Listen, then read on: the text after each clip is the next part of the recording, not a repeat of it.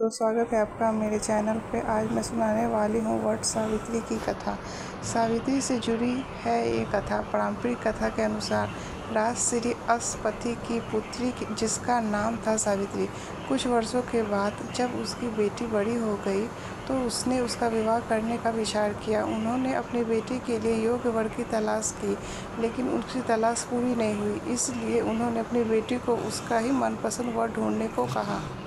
कुछ समय के बाद सावित्री की मुलाकात धूमकेश्वर के पुत्र सत्यवान से हुई, जिसका विवाह करने की इच्छा से वो अपने माता पिता के पास पहुंची। सत्यवान अल्पायु थे, जिसकी जानकारी देव ऋषि नारद के उसके पिता राजा अश्वपति को दी।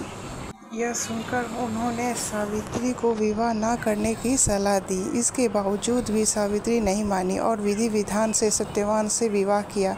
विवाह के तुरंत बाद उनके पति की मृत्यु हो गई, जिनकी आत्मा को लेकर यमराज पृथ्वी छोड़कर परलोक चले गए।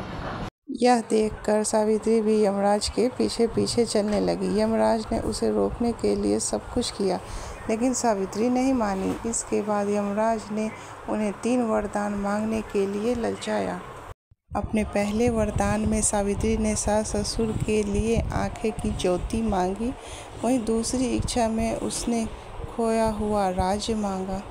वहीं तीसरे वरदान में सावित्री ने अपने तीव्र बुद्धि से प्रयोग किया और कहा, यदि आप मुझसे प्रसन्न हैं तो मुझे 100 बच्चों का माँ बनने का आशीर्वाद दे। यह वरदान सुनकर यमराज ने तथास्तु कहा और आगे बढ़ने लगे।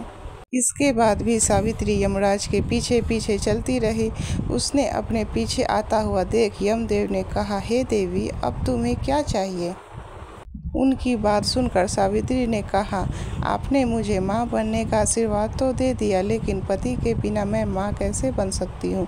यह सुनकर यमराज दंग रह गए और उन्होंने तभी सत्यवान को पाप से मुक्त कर दिया। तभी से विवाहित महिलाएं वट सावित्री की पूजा करती है, ताकि सावित्री की तरह वो भी सौभाग्य और आशीर्वाद को प्राप्त कर सके। कैसी लगी आपको मेरी ये आज की वट सावित्री की कहानी? अगर आप मेरे चैनल पर नए हैं तो वीडियो को लाइक कीजिए, सब्सक्राइब कीजिए और शेयर कीजिए।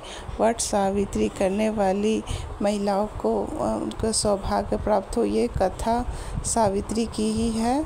और आपको अगर अच्छा लगा है वट सावित्री की कथा तो चैनल को सब्सक्राइब कीजिए। महादेव माता पार्वती आपके सौभाग्य को बनाए रखे, आपके सिंदूर को बनाए रखे। Thank you for watching my video. मैं फिर लेके आती रहूँगी ऐसी भक्ति वाली वीडियो, अगर आप मेरे चैनल को बहुत सारा प्यार देंगे तो। शुक्रिया।